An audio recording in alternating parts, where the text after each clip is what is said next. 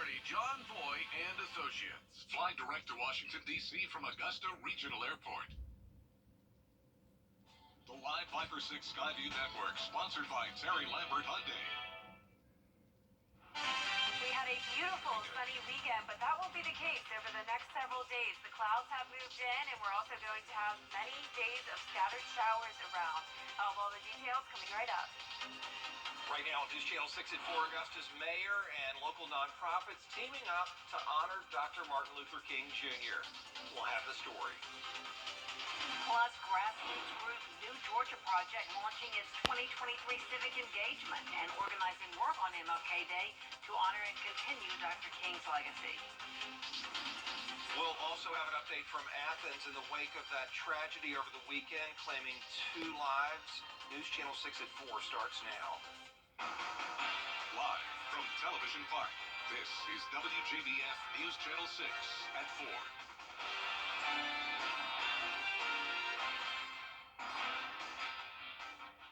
Good afternoon, everybody. I'm Brad Means. And I'm Jenny Montgomery. Thank you so much for joining us. And coverage you can count on begins with the nation celebrating civil rights icon Dr. Martin Luther King Jr.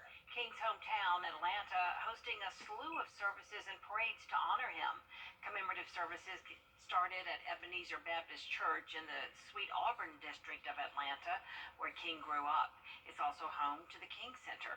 Many African Americans say while progress has been made, stories of racism, segregation, sitting at the back of the bus, drinking from separate water fountains, and divided schools still cut deep.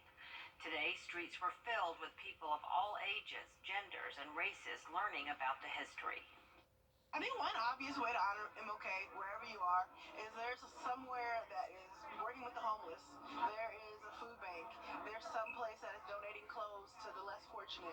There's somewhere that's working with youth to give them economic opportunities and teach them skills. Go out and serve, right? Dr. King would have turned 94 this year, but his legacy lives on in Atlanta with streets, parks, and museums named after him. This Martin Luther King Jr. holiday, the mayor's office in Augusta and local nonprofits came together to serve the community. Tiffany Hobbs has that. Mayor Garnett Johnson, along with many other volunteers, rolled up their sleeves today to help serve food to Augusta's homeless. Together with Golden Harvest Food Bank and Project Refresh, Mayor Johnson and volunteers offered services and resources to the homeless. Volunteers from Alpha Kappa Alpha Sorority Incorporated, Augusta National, UGA's Alumni Association, the Mayor's Office, and others handed out hot meals. Warm showers and toiletries were also offered. Mayor Johnson believes work like this serves the most needed citizens in our area. As you ride around Augusta, it's very obvious that we have a growing and a burgeoning homeless community. It's unfortunate you have people that are slipping in the woods, they're camping out on the sides of the roads, and I think today is so fitting to at least address that issue or bring it to the limelight to see how we can help. And it's so fitting on a day like today when we're honoring a man who selflessly offered himself up for civil rights and for equality and for some of the simplest things that we consider as American privileges, that as the mayor and my staff and our volunteers that we can do something similar. It's so fitting to Dr. Martin Luther King. More than 200 people were fed today. Golden Harvest continues their efforts throughout the year. For more information on how you can get involved, visit us at WJBF.com. In Augusta, Tiffany Hobbs, WJBF, News Channel 6. Augusta held its 14th annual Martin Luther King Jr. Day Parade this weekend. Several CSRA organizations decorated floats for the procession. Local high schools such as Cross Creek and T.W. Josie showed up with band performances. For some people, the parade was a chance to remember the impact Dr. King had on Black history. It also showed that support for King's dream is still alive in the community. It is time now for a first look at the forecast. And for that, we check in with Jenna on this nice MLK Day. Yeah, we had a lot of sunshine over the weekend. As we went into the afternoon, we started to see more clouds move in. And once we make it into the evening, that's when we'll see it become even cloudier. But right now, looking pretty nice actually on our Terry Lambert Hyundai Skyview cam in Aiken. We do have some mid-level clouds moving in, but you can still see the sun peeking through those clouds, looking very vibrant outside. The temperature is a little bit warmer today. We're seeing widespread low 60s, 61 in Augusta, 62 in Thompson and Evansville.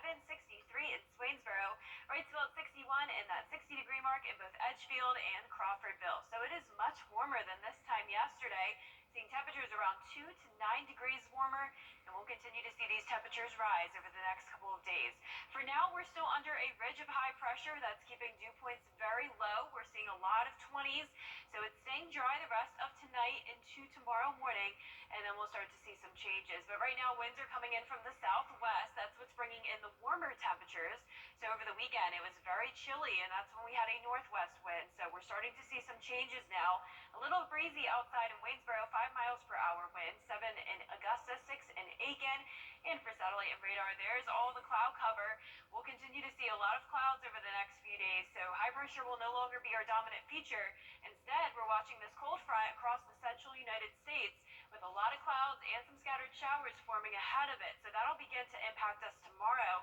But in the meantime, tonight, staying just cloudy, temperatures will be into the upper 40s by the 8 o'clock hour. So definitely warmer than it has been.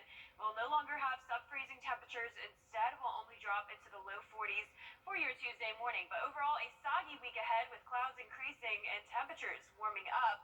Scattered showers will be around pretty much all week long, starting tomorrow afternoon. So coming up, I'll have a look at your futurecast and everything you can expect. But back to you, Brad. Jonah, thanks. Paying tribute to Dr. King through basketball at the Boys and Girls Club. They had a special competition, part of a local program called Project Build. It teaches young men leadership, academics, and social skills. The Alpha Mu chapter of the Sigma Pi Phi fraternity started the program. Dr. Martin Luther King Jr., a member of that fraternity. And before the basketball game, they had a tribute. They said a special prayer, and then it was time to hit the hard court.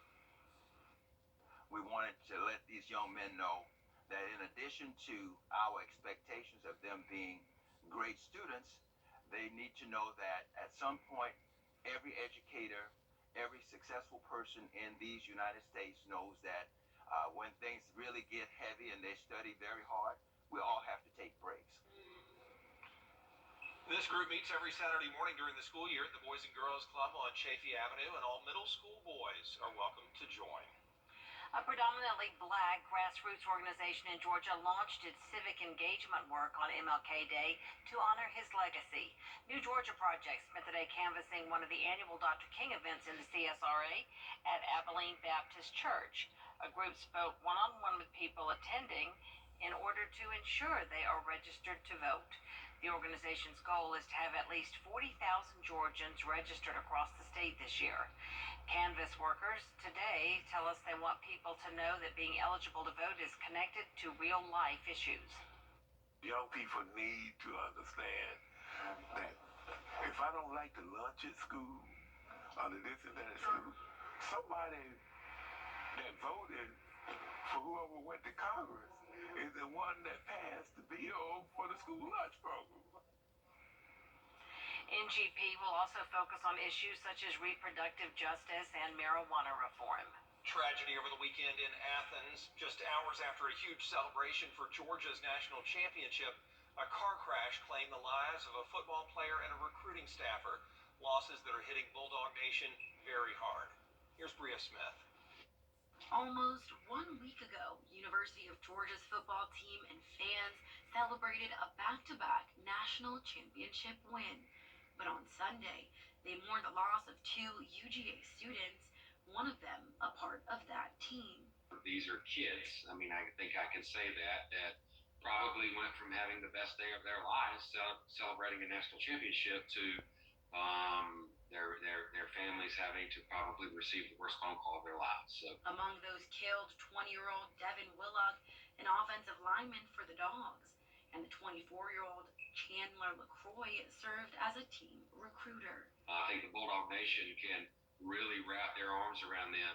A school, a team, and a family, UGA alumni feel heavy hearing this tragic news. The outpouring of support that I have seen on Twitter today from current, former players, coaches, other institutions, whether it be in the SEC, whether it be in the Big 12, Big 10, it's just the outpouring of support from that community has been amazing. And, I know that that's a small piece of what can help them through this grief. Travis Wright is the former president for the Augusta Bulldog Club and cannot imagine what these families are going through.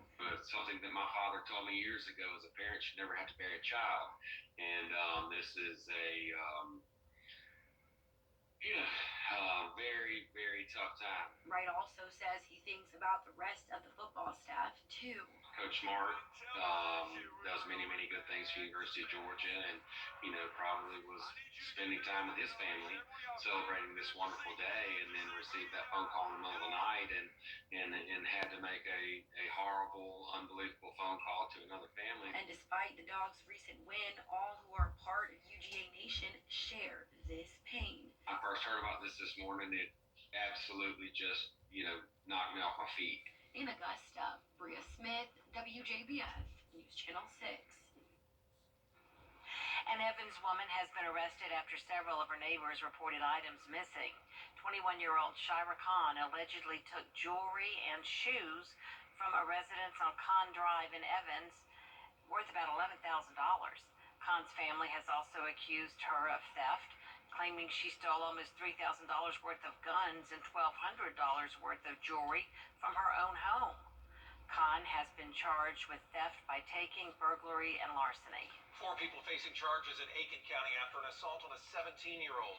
Investigators say the teen was found naked and beaten on the side of the road in Beach Island back on January 3rd. 36-year-old Patrick Stevens charged with attempted murder in this case. 32-year-old Derek Nixon is charged with presenting a firearm. Deputies also searched a home in connection to the case and say they found drugs and guns and arrested 62-year-old Ricky Drayton and 35-year-old Raquel Stevens. In Jefferson County, a 17-year-old in jail accused of shooting his 13-year-old sister. We told you about this Friday. Deputies got a call to Academy Drive where they found the girl unresponsive with a gunshot wound to the neck on Thursday night. They took her to Jefferson Hospital, then on to AU Health, and that is her brother, Anthony Mincy, under arrest. Coming up, the FAA investigating a near miss between 2 commercial airplanes at an airport. We'll have more on this close call right after the break. Stay with us. Ahead, we're going to take a look at the forecast for this work week. Jenna Petracci joins us next. Don't go away. At your events, log on to WJBF.com, keyword community calendar. News Channel 6 wants to give a huge shout out to players, cheerleaders, coaches, and everyone who came out to Border Bowl 10 as Team Georgia earned their second straight victory and took home the battle. Thanks for supporting our high school football all-stars. The most experienced, most trusted, most accurate, most watched weather team, Live 5 or 6, is weather coverage you can count on. All of Sonic's under $2 craze. Sonic. Now, your most accurate forecast with WJBF Live 5 or 6. I hope you had a fantastic weekend. It was definitely very cold on both Saturday and Sunday, but we had a lot of sunshine. Now, unfortunately, that's not the case anymore. We had a lot of clouds move into the entire CSRA. Here's a look at our Terry Lambert Hyundai Skyview Cam in Swainsboro. Mid-level cloud cover right now. This won't be bringing us any rain. It's still pretty dry with dew points in the low 20s, but temperatures warmed up nicely today. 61 degrees with a south wind of 7 miles per hour. But look how warm it is just to the west of us. We're seeing a lot of 70s from eastern Texas all the way into New Orleans, sitting at 70 degrees exactly, which is actually warmer than Florida even. In Tampa, 64 degrees, 66 in Jacksonville, 61 from Atlanta all the way to the coastline of Charleston. Now closer to home, we're seeing upper 50s through low 60s, 61 in Barnwell, 58 in Aiken and Edgefield, 57 in Saluda, one of our chillier spots, low 60s across our southern line county, 63 in both Allendale and Sylvania. Now, as I mentioned, dew points are still very low. We're seeing a lot of 20s, so we still have a ridge of high pressure keeping us dry for now, but definitely seeing those clouds move in from the west ahead of a cold front. But there's that high down in Florida to the south of us. We're seeing scattered showers form from Alabama all the way into the Houston area. Very light at this time, not seeing any severe weather today.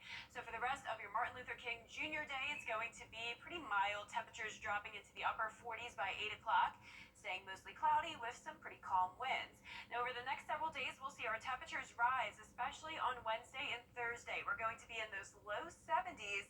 Then we'll have another drop off to around average temperatures into next weekend. Now, with the warmer temperatures also comes some pretty high rain chances, especially on Thursday and next Sunday.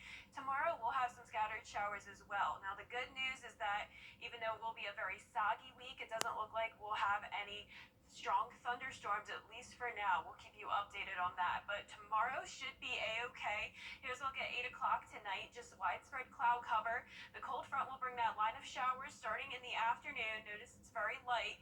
This continues into the evening, mostly cloudy into Wednesday, possibly just some isolated showers around.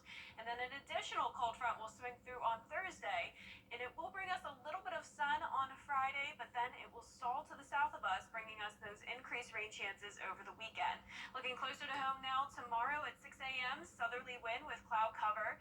By the lunch hour, that's when we'll see these scattered light showers move in. Some pockets of heavier rain possible at times, but overall not expecting a whole lot of rainfall, mostly under a quarter of an inch.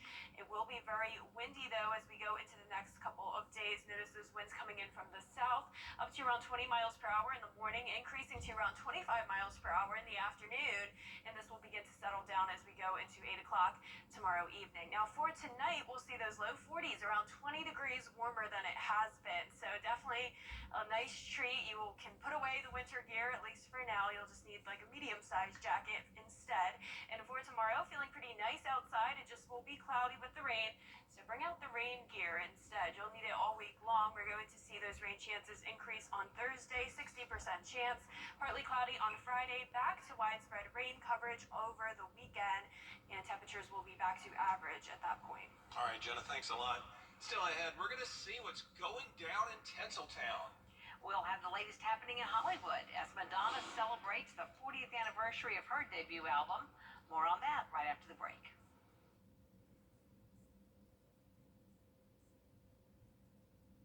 I'm attorney King.